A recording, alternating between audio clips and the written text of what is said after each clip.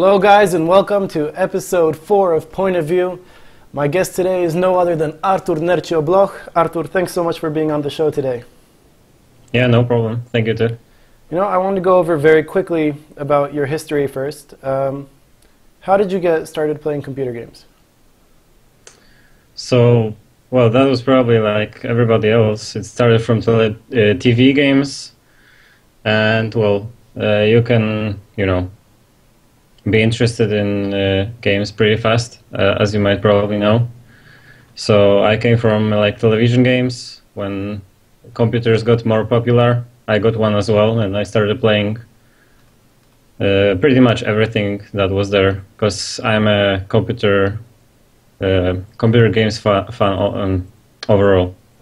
Okay, and when was the first time you heard about StarCraft? Because you started in StarCraft 1, right? Yes, I did, but it's not like, I was a huge fan of esports or anything like that. I just happened to get like StarCraft on my computer, and I liked it. I played with my father a little bit, like online against computer. Well, it was pretty late when I discovered like esports and the Korean scene. It was like maybe 1 year before StarCraft 2 came out, and I liked the competitive aspect. So, well, I started playing, StarCraft 1 like 10 years ago, but I played on and off. Actually, I didn't like play for 10 years. Okay, and I mean... But it was a good game, so I... And so what was your biggest accomplishment in StarCraft? What would you say? Well, in StarCraft 1, there was no accomplishments. I mean, I played mostly for fun. Before StarCraft 2 came out, I played a little bit more StarCraft like ladder, because I wanted to see how it looks like, and how it feels to be competitive, or how can you improve in your play. So when StarCraft 2 came out, I had a general idea of how I should approach the game. Okay, and did you start playing in the beta for StarCraft 2 right away?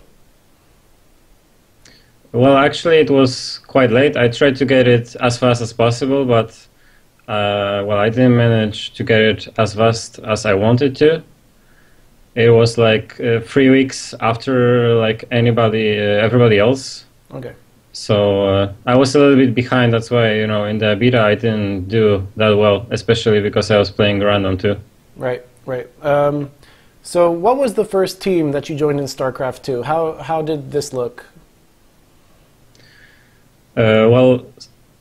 I was in 2 Polish teams first, just like locally, just in Poland, nothing really international, but I was doing quite well, so then I was approached by more international team. It was AAA, a French organization, and well, it kind of snowballed from there, because I was doing well in online cups, and in the end I ended up in Acer.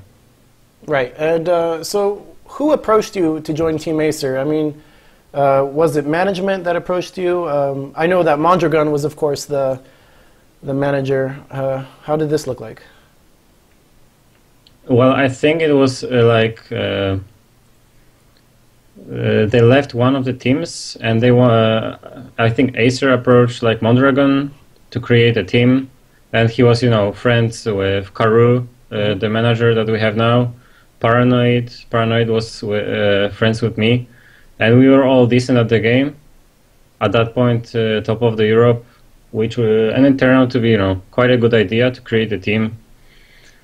So yeah, it worked like that. We can say that Mondragon and Karu, that were friends, started it all.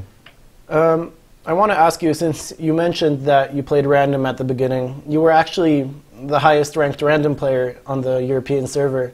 Why did you switch to Zerg? I mean, is it because you think that you can't be a truly top player playing random, or did you just figure that Zerg was your race? Well, there is a little bit too much that you have to know at pro level with each race to be competitive in all of them. So I had to choose one of the races if I wanted to get better results.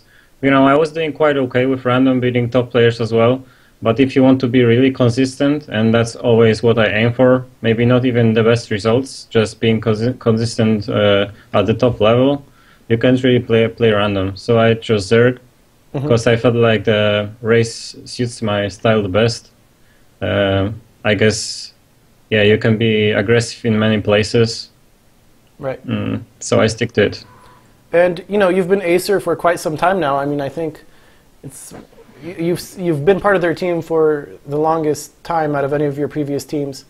Does this go to say how good of a team Acer is? I mean, why have you stuck with Acer for so long? So always for me the most important thing was like being comfortable with the team, not being forced to do anything really. That I go to lands where I feel like I can achieve something, not really, be forced to go somewhere, even though I have no chances or the shape is bad at the time, and I still have to go even if I don't want to. So I wanted to avoid that, and it worked very well for me, and still does. And well, even more important thing is probably staying with friends. With Paranoid mostly, now Bly too, and Scarlet, and everybody else. I mean, it helps staying motivated with the game. When you do the same thing with your friends, you can, So you do consider just enjoy. So you do consider them friends, right? Yeah, I do. Okay, so do you practice with them? Because I know that sometimes teams pick up a bunch of players, but those players actually don't play with each other. In Acer, do you guys practice with each other and help each other out? Well, we help each other out, and we practice a little bit, but mostly, like Scarlet with MMA or Innovation, not so much with me, because I'm not a fan of custom games that much. I think Zerg benefits more from laddering or like online tournaments, so I stick to that. But if we have some problems, we talk to each other more. Don't play. Okay, cool. And so what about the team house in Germany? Acer actually opened one up in Bad Tolls. Have you been there? Have you practiced there before? So I was there 2 weeks with Paranoid, and there was everybody else as well, like Scarlet, MMA, and Bly, but they were a little bit for longer time. Myself, I wasn't really a fan of pro houses, team houses, because as I mentioned earlier, I prefer being comfortable. I don't like to force myself to play. And team house, well, it motivates you a little bit when everybody else plays around you, so you can play a little bit more as well. But in the end, I feel like staying at home works better for me when I can choose my time when I play, when I eat, when I go out, or I can do whatever I want. Right. Okay, so... And I don't have to be worried about many things. Okay, so I wanted to ask you about what you think of the current state of the game as well. Everyone knows Protoss is pretty strong right now, winning all the tournaments. What do you think is the state of the game? Do you think that Protoss needs some changes? What changes need to be made to the game especially? So the state of the game was pretty bad like 1 or 2 months ago. I guess it's a little bit better right now because, again, a little bit more people started watching StarCraft 2 again, and they enjoy it a little bit more. But it was pretty bad at one point, with like Terrans going mech almost every game, Zergs going swarm host in all matchups, even in ZVZ sometimes. Well, you can watch some of that on Stefano's stream. I think there is a few units that don't really work well for like being exciting on the stream or watching or even playing the game as well. Yeah. I think they should, change something about the Mothership Core. Well, Swarm is obviously, I guess everybody knows that already. And I think they will because, everybody agrees that it's wrong. And I think Void Rays are a little bit silly too, because they're too strong for just massing up. And of course, Terran mech, because I think everybody would like StarCraft 2 to be more diversified game, I guess, where you don't really sit in your base, but a lot of thing is happening around the map. So and well, you shouldn't. Yeah. So you're not a big fan of Swarmhost. Well, I guess you can probably tell that I'm not, and I don't think many players are. Even those, even the players that are playing Swarmhost, I don't think all of them like Swarmhost. It's just a good way to win right now. Okay. So what are the strategies you prefer in for Zerg? It's pretty much like, everything else but Swarmhost, because I don't really like passive play, and I don't think I ever will. That's why I chose Zerg, and I don't want to, say, sacrifice myself for wins using Swarmhost. I rather lose for a little bit. I guess not lose all the time, but a little bit more than I should without using Swarmhost. But I just feel better with myself not using that unit. Okay. I want to talk about you playing part-time, because you do study as well. Am I correct? You're still studying? Yes, I do study. Okay. So why haven't you tried to go full-time StarCraft 2? Is it, this is a question I'm seeing on Reddit right now from Risky SC2. Lucifron is a great example that he's stepped back from the game a little bit. So is this why you haven't been playing full-time, that you've seen results drop off? Well, I guess Lucifron is a good example. Well, I'm not exactly sure why he didn't play in the end, or he retired, or he took a break from StarCraft 2 again. But I feel like if you go full-time, you force yourself into having good results. And, well, if it doesn't work out for you, well, you might just not come back to your top shape again, because you're forced to have good results, even if you're not able to. And it might, snowball into your whole career in StarCraft 2. So I just played part-time, not forcing myself to play when I wasn't motivated, so I didn't burn out on the game. And I think it worked quite well for me. In the end, even if I wasn't, if I was full-time, I wouldn't play the game much more. Because if I play too much, I play worse than I actually should. So it didn't make any sense for me, and it never will. Okay. Did you ever think about contacting some big companies in Poland for personal sponsorship rather than playing for a team? I mean, we've seen Polt do it with success with CM Storm, now iBuyPower, and other players as well. What's your thought on this? I guess it would be possible in some cases, but I think you need to look for more international companies. It doesn't really work you're not gonna find many, unless you're probably in Sweden maybe. You're not gonna find personal sponsorships in one country only, because there's not enough interest. Unless you're trying to find somebody international, then it might work out. But in the end, I was never really interested in that, because I was happy, and I'm still happy with my team. So, well, it didn't make any sense for me. Okay. I want to talk to you about the WCS system a little bit. WCS came out. We were all very happy that Blizzard became an active supporter of StarCraft 2.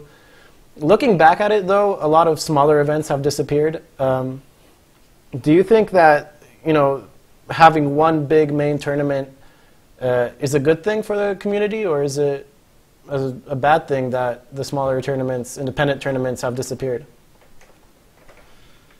It's a hard topic, I guess, because it's a good thing on one hand and not a good thing on the other hand.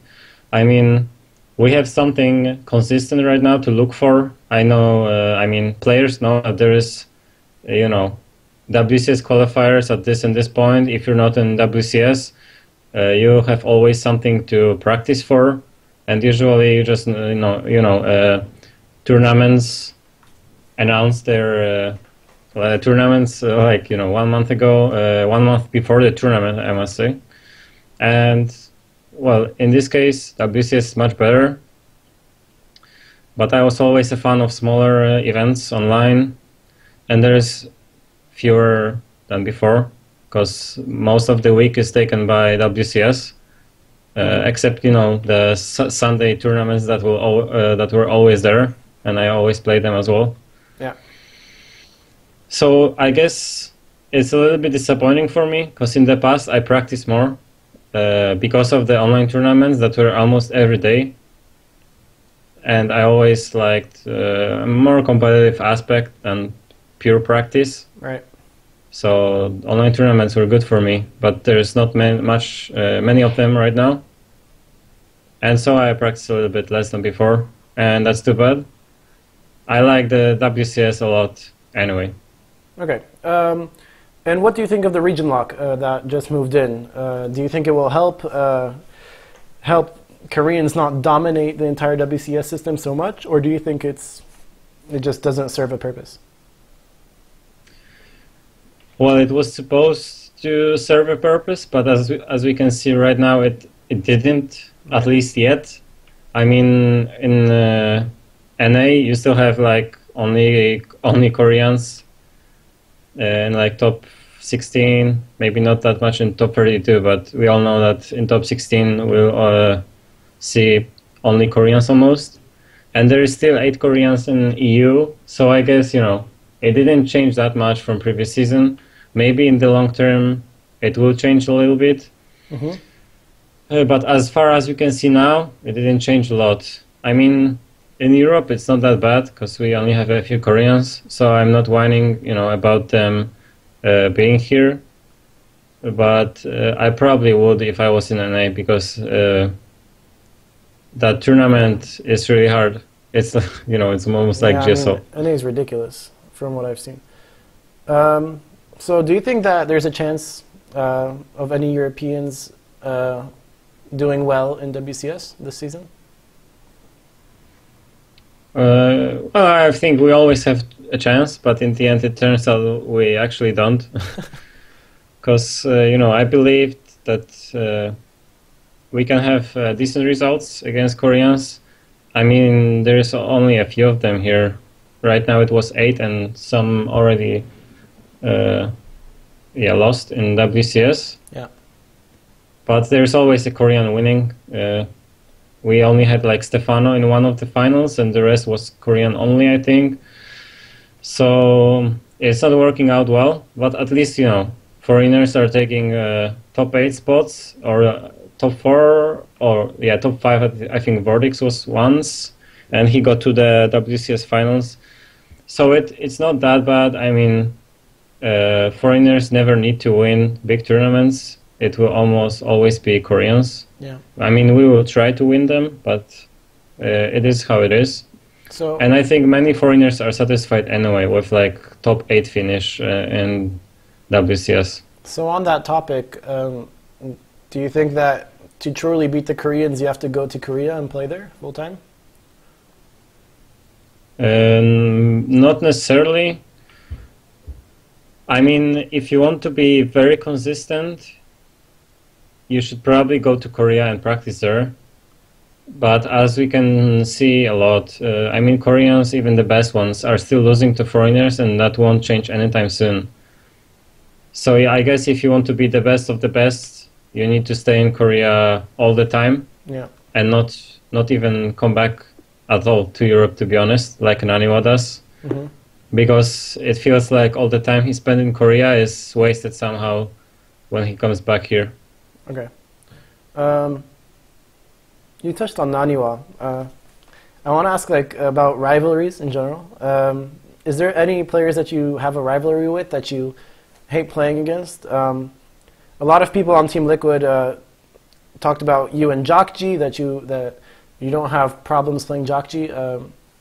You and Naniwa, is that a rivalry still, or anyone that you have a rivalry with? Goody?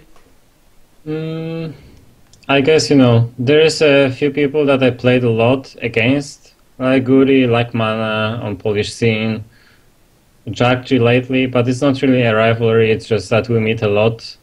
He happened actually to win most of the matches against me, but it was close anyway, so I don't look too much into it. I guess we can say I had like bigger rivalries with 4GG and Stardust, and maybe Mana, but it's more on his side than mine. Right. And I think that's all. But I guess rivalries are fun because it's something that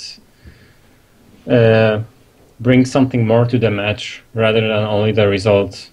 Right. Okay. Well, you recently, 2 days ago, right? You advanced to the round of 16 of WCS.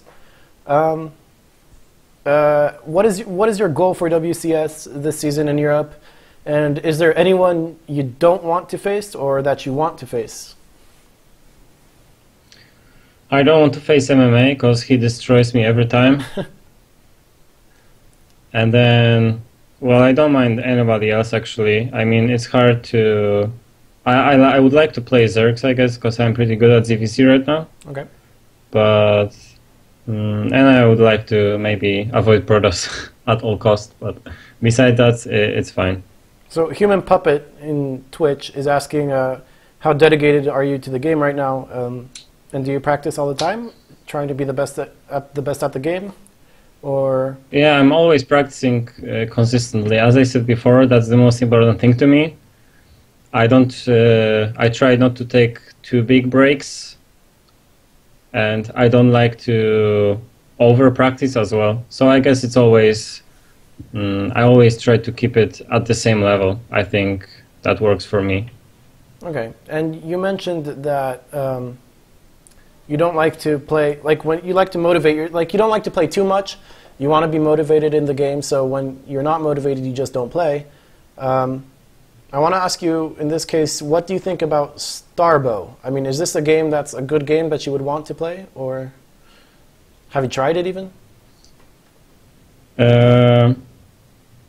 Yeah, I tried Starbow, and I liked it a lot because it's a mix of StarCraft 2 and StarCraft Brood War. What I like about it the most is that in StarCraft 2, the fights take like 2 seconds maybe, and it's over. Sometimes, well, the one fight can change the game. And in Starbow, it always, things are happening all over the map, and you don't really lose in 5 seconds. And I was always a fan of the games like that. I mean, you can really tell it by my style, even in StarCraft 2. Right. I don't really go for a big death ball and one attack. I like to harass. I like to make units that run around the map. I like to take advantages one by one, not really go for a big win. Okay. So I enjoy the game right now, and I will try to get in the tournament that I was hoping I would get invited for. But yeah. So I'll try to play ladder there. Are there any tournaments coming up that we don't know about yet? Something that, sneak peek? In Starbow, well, there's one tournament that was already announced. So I'll try to get there. And in StarCraft 2, I'm trying to get to Katowice. I guess everybody knows that already. Yeah. So about Katowice, and it's probably the biggest tournament. Sorry, go ahead. Yeah, it's probably the biggest tournament right now. The one that everybody talks about. And I think it won't change for a little while because it's still like 3 weeks to Katowice, but everybody is already hyped. Maybe the prize pool distribution is not the best there, but it's something different. I actually don't have anything against that.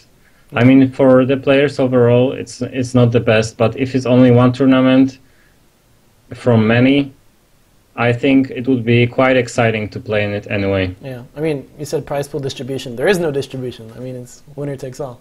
So Yeah, it's only. so I mean, how would you get to Katowice? Is there an open qualifier in Katowice? Is there a Polish qualifier? Yeah, there is an open qualifier, which I am hoping to get one of the two spots there.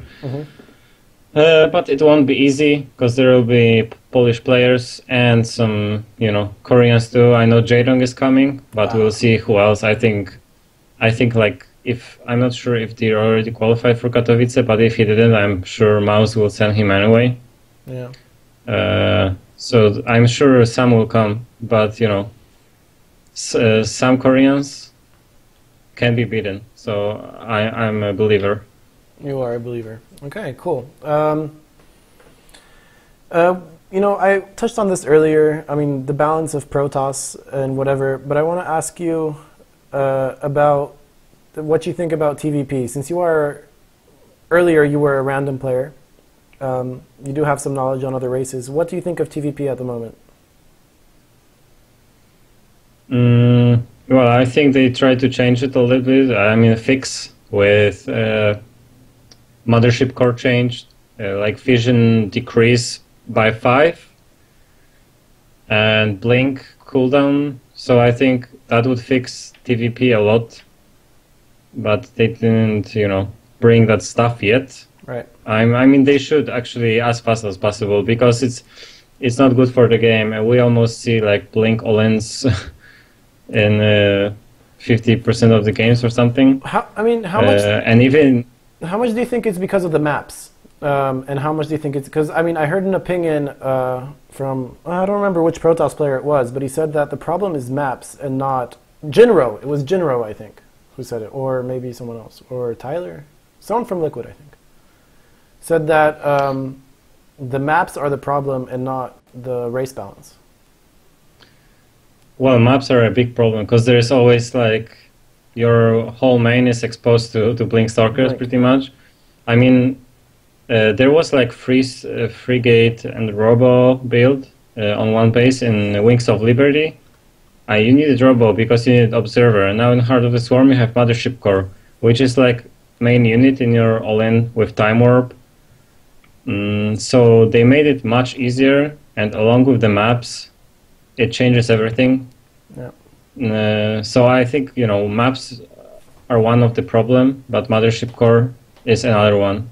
So they need to fix both, I guess, because So vision. yeah, not many people like maps as well. Yes, vision. I mean, they wanted to decrease it by 5, and I think they will, but we still need to wait because they're beta testing it or something. Yeah. So it was MC who said that, not someone from Team Liquid. What do you think about the invites to Katowice? I mean, do you think that Polish players should have been invited, since we are that is going to be the crowd favorite, obviously, and Mana, I mean, Tefel recently also is playing pretty well. Do you think that they should have invited someone other than Koreans? No, because they invited people that deserve to be invited. I mean, it would be better for Polish fans and the crowd to have somebody to like cheer for from Poland. It would bring much more hype at the spot where the event will take place. Right. But in the end, Teja was winning a lot in previous years, so he was invited. And SOS, I think he was invited for winning WCS finals, World Finals.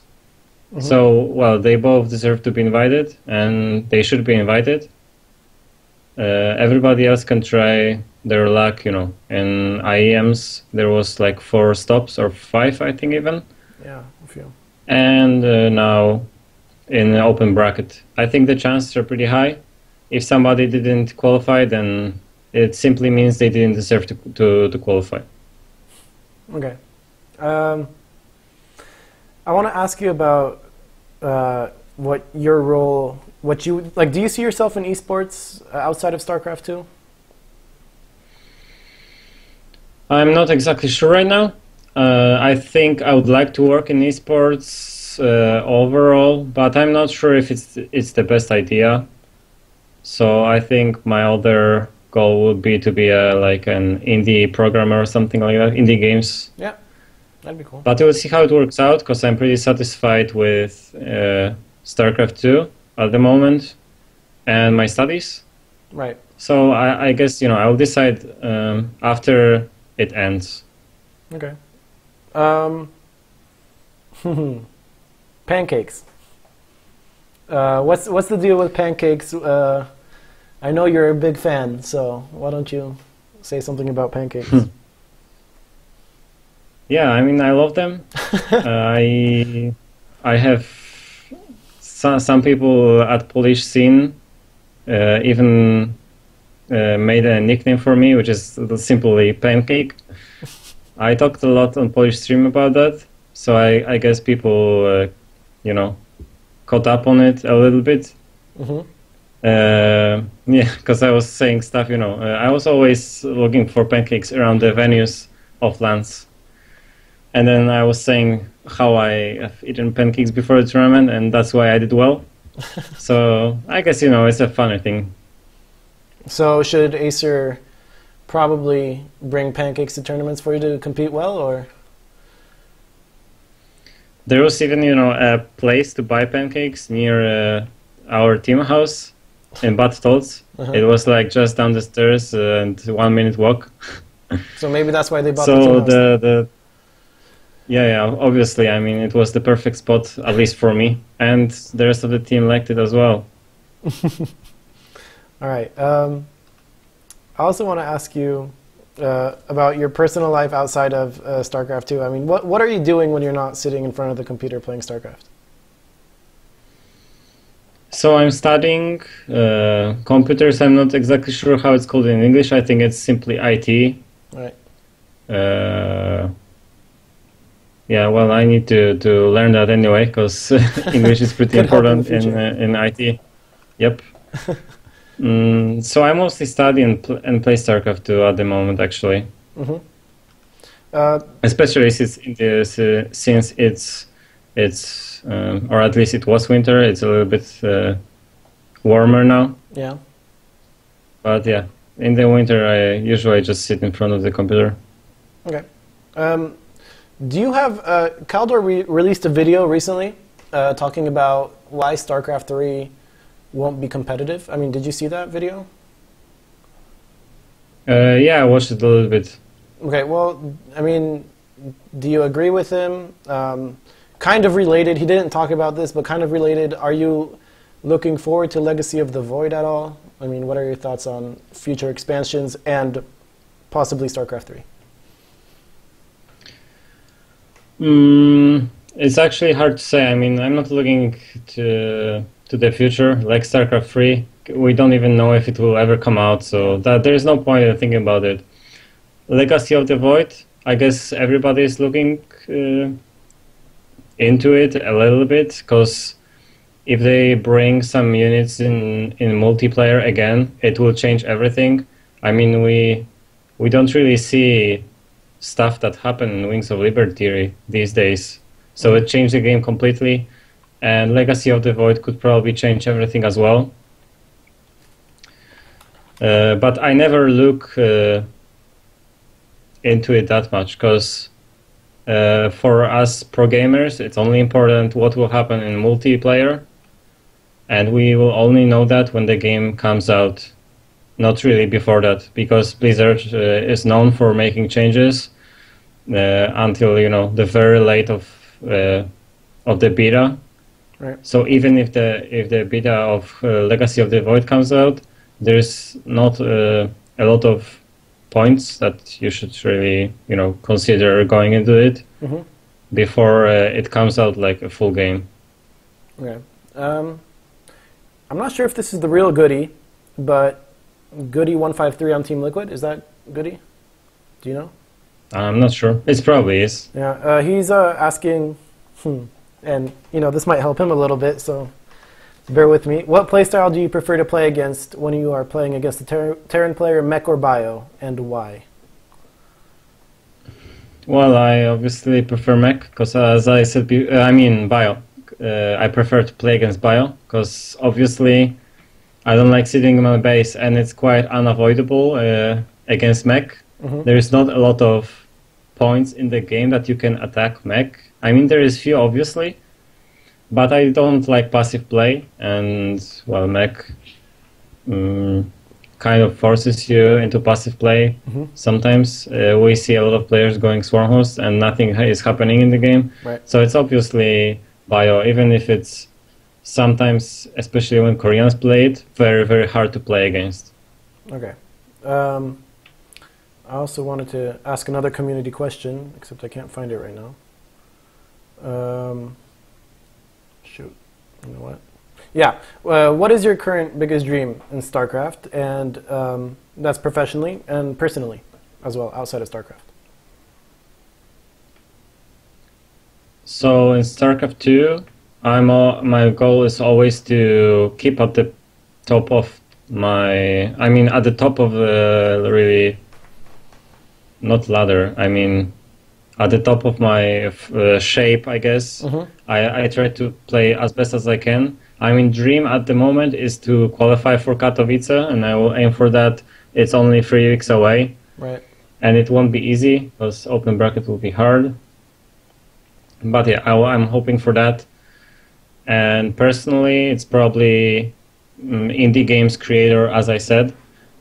But it's a quite far away dream, because I didn't even finish my studies yet, and I'm still playing StarCraft 2 in my free time, so I don't concentrate on that yet. About indie games, do you know what type of games you'd want to make? Because we're seeing games like League of Legends and Dota 2 completely dominate viewership numbers.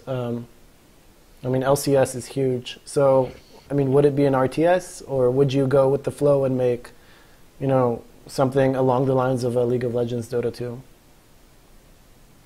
Well, you can probably say I'm more of an RTS fan, and I would probably go that way. But, well, my point is I don't really like to. If I happened to ever make computer games, I would rather focus on listening to people, to fans that actually play the game. Right. Because I think that's the most important thing, and that's the most fun thing to make, actually, Not really the game that makes the most money, but the game that is just really fun for everybody. Okay. Who are some of the best players, in your opinion, for each race and foreigner, for each race, whether foreigner or Korean? Or actually, separately. So best foreigners, best Koreans, each race. So I guess for Zerg, actually it's very hard to say, because there is a lot of foreigners that are at the same level. Scarlet was definitely the best. I think Naniwa was the best, but right now you could see that the results went off a little bit. Maybe it's just for a while, maybe it's for longer. We don't really know. But well, I play quite well. Scarlet plays quite well. Vordix plays quite well.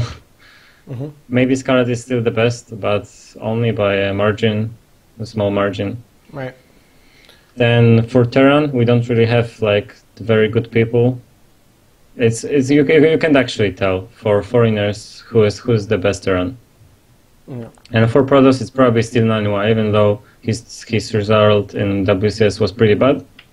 I still think it's Naniwa, even because of his results not so long ago. And for Koreans, Zerg is probably Solky. Terran, I think it's Teja.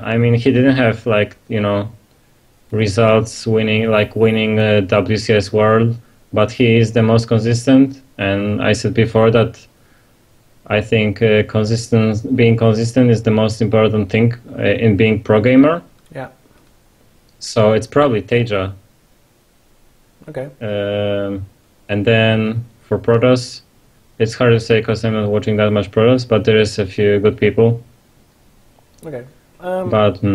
I actually don't know for Protoss. So I want to ask you a two-part question. I want to ask you, they're both related to barcodes. The first one is, are you a fan of barcodes? And do you have a barcode? And the other question is, do you have other aliases you play under? So I have one account that I play on, but as random, and it's pretty low, like mid-master maybe or something like that. And I don't play on barcode, and I don't like barcodes. For a while, people got a little bit fed up with the game. Like not only the viewers, but the players. And I think one of the points why it happened like that was barcodes. Because I don't think people realize, but it might actually hurt the results by practicing on barcodes. I mean, if you think about it, like when I play on barcode against a guy that's on barcode, and I play on my main account that everybody knows, so they play against me, and I play against one of like 100 Zergs. I have no clue. And in the end, you actually compete. So you play in tournaments, you play against a person you know, and playing, like that on ladder, when you have no clue who are you against actually, doesn't help you playing in tournaments. And I think, there was many people that suffer from it. Maybe even one of them was Lucifron, because he was, probably the most famous for playing on barcode. Maybe started like one of the first guys. And I think that just doesn't help for practicing. So do you think Blizzard should do something to fix it? They probably should, but on the other hand, I mean, it's what pro gamers choose. So the ladder got worse when barcodes came out, and I was a fan of ladder and online tournaments myself. So it was one of the points why I practiced less as well. Right. But yeah, I think pro gamers shouldn't actually do that. Okay. Because in the end, after the match, when I queue for the game and I find an opponent, so I sometimes don't know who is my opponent, even if they're on barcode. But actually, most of the barcodes are figured out anyway, already. So even after the game, I can check somebody up and I know who they are. So I know their strategy anyway. But in the game, I played worse than I actually should against them. So they're not prepared for what could happen in the tournament. Right. This is a question from Twitch chat. If you had a chance to go to Korea, would you go? Would you take it? No, because it's very similar to playing full-time. When you go to Korea, you should focus on practicing only. And I believe that could hurt my playstyle a little bit. Is this related to not being motivated, or? I guess yes, because when you're in Korea, I mean, you're not really alone, but it's something, different from when you're actually at home. You have different time zones from your friends and stuff like that. So I think that could hurt me more than help. Okay. So also, we touched on this earlier, but I didn't really... Did you like the Acer team house? I mean, was this something that you could see yourself in long term? Well, it was really fun, but only for a while. I mean, we were there 2 weeks, and I think it was perfect time for us to be there with Paranoid. Because, as I said, I can't imagine myself being in a team house, for too long. I think it would hurt me more than help. Okay. But do you see yourself going back there for a boot camp in the future, like before, I don't know, like any German tournament? Maybe before a DreamHack? I think it's possible, but we'll have to see. I guess it only makes sense when, all other teammates will come as well. Okay, so, and about that, so you guys have a coach in the form of Sela. Has he helped you guys at all? Has he given you any pointers how to play, since he's also Zerg? Well, I always like to figure out the game myself, so I don't contact Sela that much. But I know he helped like Scarlet MMA Innovation more. And he helps us a lot in like Clan Wars preparation for them, or who should play now, who should play next, who should play when, and stuff like that.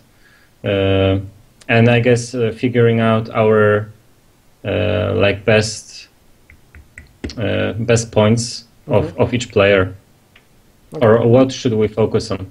Okay. Well, I think that's it for me. Nerchio, is there anyone you'd like to thank or any shout-outs you'd like to give to anybody? Yeah, shout out to Team Acer, obviously, because it's a great team. And well, all my friends, Paranoid, that's watching right now. Oh, is he? His girlfriend Gosia, to you, obviously, for doing the interview, and to all my fans that are cheering for me, no matter what is happening and what my results are. All right. Thanks so much for doing this interview, Nerchio. I really appreciate it. I know you're playing a match tonight, so good luck in that. And I hope to talk to you again. Okay, thanks a lot for doing the interview. Bye. Thank you. Bye-bye.